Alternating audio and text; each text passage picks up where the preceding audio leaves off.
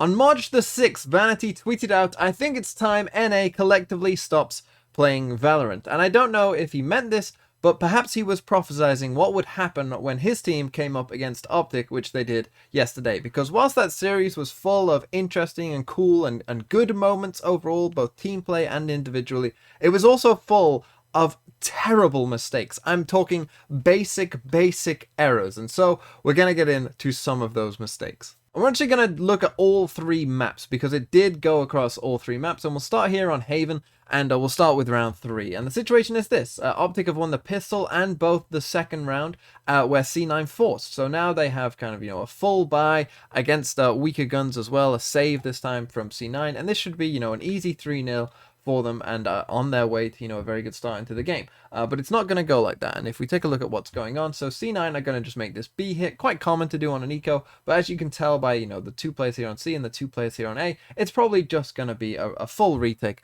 from OpTic, which is absolutely fine with their better guns. It should go perfectly well for them. So here we go. There's Cloud9 getting in to the B site, and here's Victor, and he's going to be the first to fall, and this one isn't too bad. Mitch just hits a shot, and Victor isn't aware that he's there, but the problem is what Ye does, because Ye has the one Vandal on the team, and he's going to give it away. Even though he doesn't get flashed, he does die for free, and they're going to end up giving the Vandal over to C9 and losing the round because of that. So let's take a look here, because we have a lot of clips to dive into, so I don't want to linger too long on any of them, but I just want to take a look at Leaf's position here and what he's doing, because there's the first kill there on Victor, but why is he running in here, right? It makes absolutely no sense. The spike has just been planted as well. Look at where his teammates are. They are so far away. And if you watch my game against of Sentinels yesterday, you'll know that this was the same theme. That for whatever reason in NA, they just don't have any patience. There is no patience for this retake. And so Ye dives into essentially a 5v1 and obviously loses his life. And look, when he's taking this fight, his teammates are still nowhere near him. And he just gives them a free Vandal. For no reason. Again, infuriating. Have some patience. Play with the team. He very easily could have just stayed in this area and just held this. He could have just done that. And with a Vandal, he probably finds a free kill of someone trying to push him with it, if they ever do. He doesn't wait for his team, and it ends up costing them the round. So now let's come to round 8. And I'm sure some of you might have seen this round, because this is the one where Vanity is going to go a bit crazy.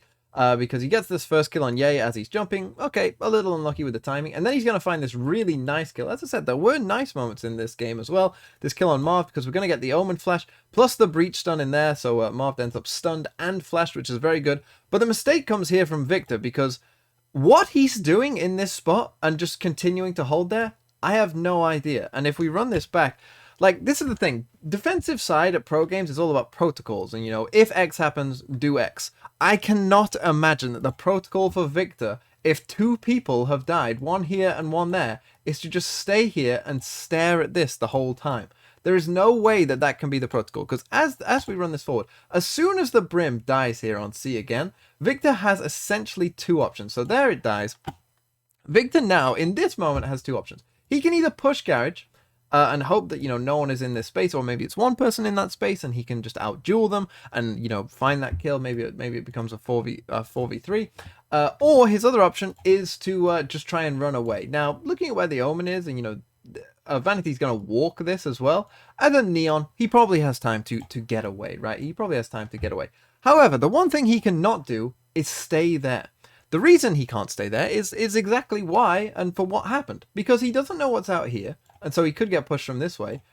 But he knows that there's people on C's, and he has no control over this, so he could get pushed from that way. And he can't hold both. So you can't stay there. You have to find yourself back into an angle where you can, hold the same direction. But he just decides to stay there. And I still have absolutely no idea why. Because as you saw, he just dies completely for free as Vanity just walks through the smoke. And I'm sure Vanity was thinking, what are you doing?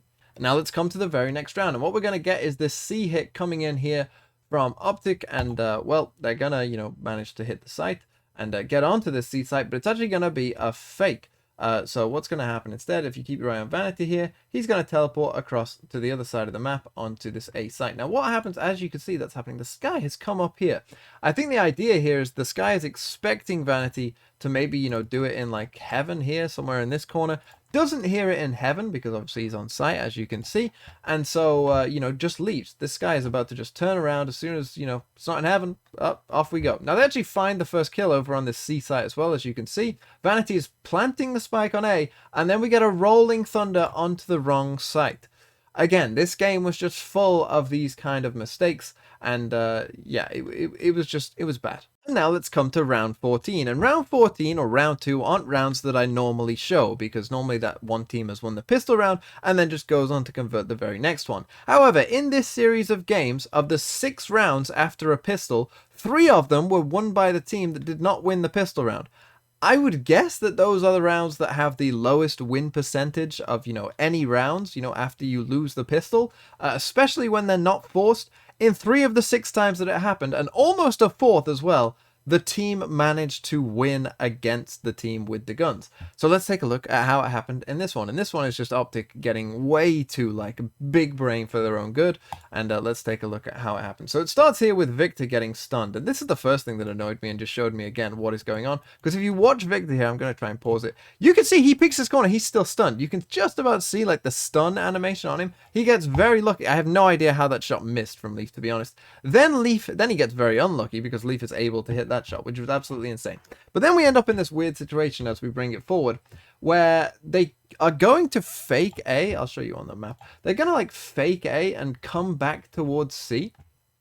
But whilst this is going on, Mitch here is going to manage to push all the way up. They play it super, super slow. They decide to split up against pistols. I have no idea why. They initially think, oh, let's go back to A because we have A. And then for whatever reason, they go, no, let's go C. So they're completely on A site, right? And then just look at this flash going around as well. That was just like, it's just another thing that's like, what was going on in this game? So anyway, Ye's able to find a kill. So now we're in a 4v4. And again, they have guns, their opponents don't. But they leave Ye all on his own. But he actually does well here. He's going to manage to survive. And they take C site. But as you can see, Mitch is behind. And so now let's come into this element. So we got this flash here, right? We got 2 people that are far away from the site. It's basically 2v2 on opposite sides of the map at this point. Very weird round. We get the flash in here. And then we're going to get Mitch like with a free target that he can't hit. And isn't able to manage to get the kills. But then as we follow it round, Mitch is now being chased from behind as well. It's all going absolutely insane. And what happens is Vanity is able to kill FNS planting the spike. I think that was just through a smoke. And then Marv is able to get the kills. Okay, we're in a 3v2 and the 2 on the other side only have classics. Like, this should be easy from this point. You've got 3 Spectres up against 2 classics. Should be unlosable, right? Even though it's been a weird round up to this point, should be completely unlosable. But of course, that is not what is going to happen, because what's going to happen is Mitch is able to get into this corner. And as you can see, they've pinged the spike, okay? And so what that means is Marv knows that Mitch is back here, so he's just watching this. He's like watching the cross, you know, across the box here on the site. And instead of just this guy holding this, you know, because this guy could have just stayed here and just held to make sure that that wasn't the case, this guy instead decides to dog, which gives then a window of opportunity to where Mitch could have crossed this. So Marv then has to watch this, and that means that he's going to die to this guy over here on the other side. But still, 2v2, right? Still should be in your favor, really. With these Spectres, especially with Mitch here. In fact, because it's going to be a 2v1, so maybe it's all fine, right? Now, okay, Zeppa does have a Spectre now, but let's take a look at how this happens. And again, we don't need to watch it because we can just watch the map. Again, no patience shown on the side of OpTic here. It's an NA thing where they just run in. Why is Crashies this far ahead of Ye? Don't know. There's no reason for him to be. You know, there's no real reason that he has to go there. Yes, he's tapped the spike, but do you have to full-on sprint and, you know, not wait for your teammate at all? Not really.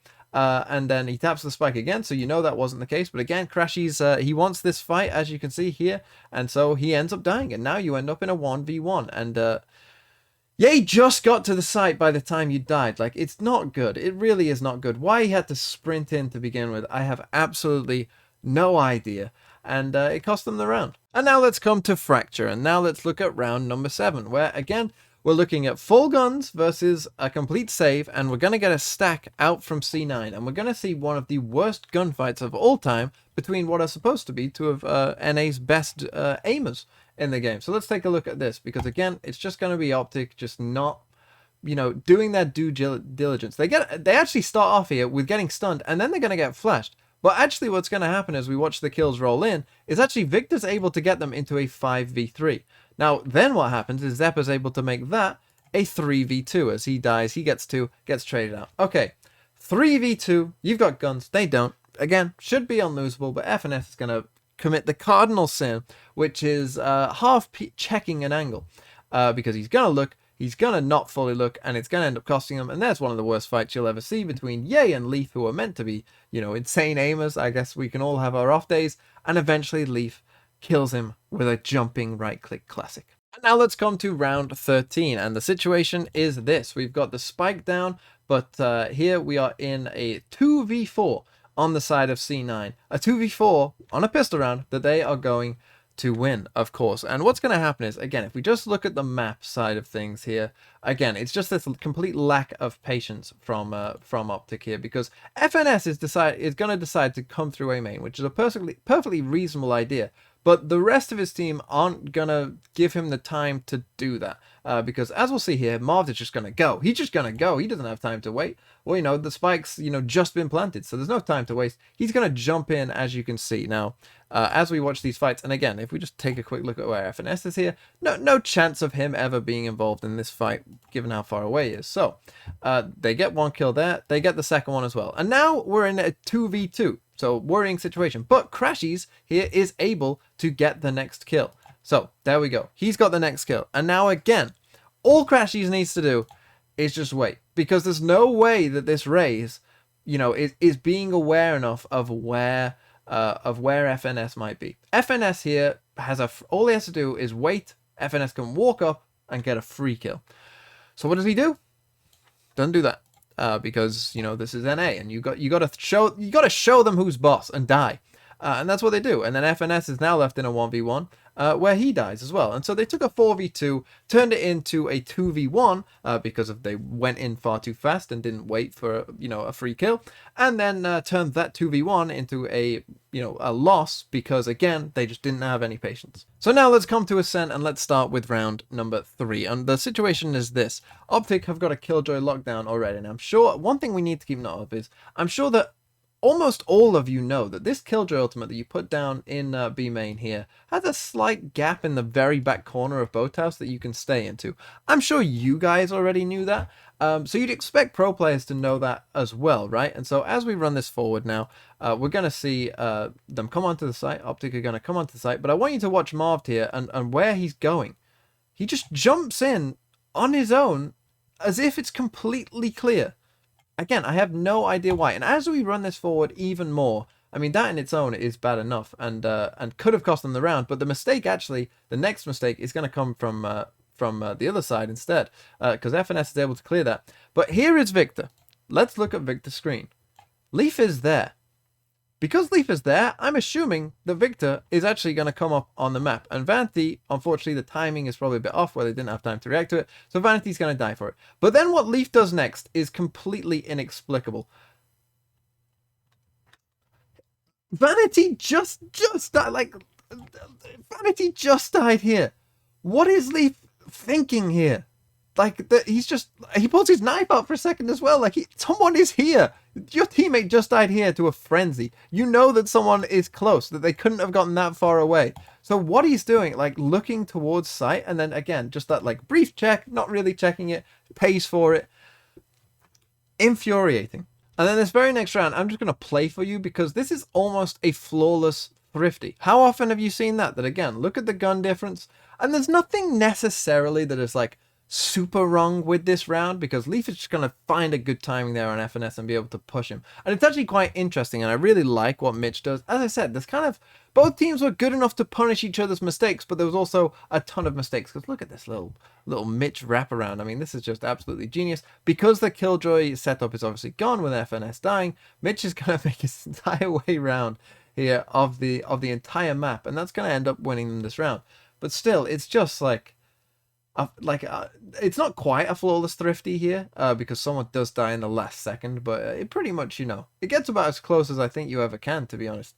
Because Mitch, if we take a look here he is on the camera, he's going to wrap all the way around and this time hit Victor with those shots and get a kill. Now, as that was happening, and that kill goes on, we can watch Marv's reaction here because he's in here, and you can see as the shots are coming in down here, Marv then turns his attention here, and so Leaf gets a free kill on him as well. And now all of a sudden you end up in this 5v2, and Crashies is going to find himself in market fighting against 4 people, and so he's going to die there as well without getting a kill. And as I said, the one person dies with 1 second left to go, but Ye decides to save, so it's pretty much as close as you could get to a flawless Thrifty round. So now let's come to round 14. As I said, I don't show a lot of round 14s, and as you can see by the guns here, OpTic are on a full save again. And so let's take a look at how this round goes so badly wrong. So it's going to come, and C9 as well, they picked the right site. You know, they were stacking A and they picked B, so you'd think that there is literally no way that they could lose this round, but here we go. And how they're going to lose this round is actually a bit of genius from OpTic, because they're going to smoke off the Killjoy turret here, so they have no idea that 3 people are going to come behind. And unfortunately for them, Mitch has a Phantom, and well, that's going to cost them. And it's interesting because I was listening to Sliggy, the Team Liquid coach, who says that he bans his team from buying a Phantom or Vandal in the second round because it's just not worth the risk of giving away that gun. And that does come back to bite them in a big way. So as you can see, they get onto B site absolutely fine. They're going to get the spike down. Everything looks all well and good.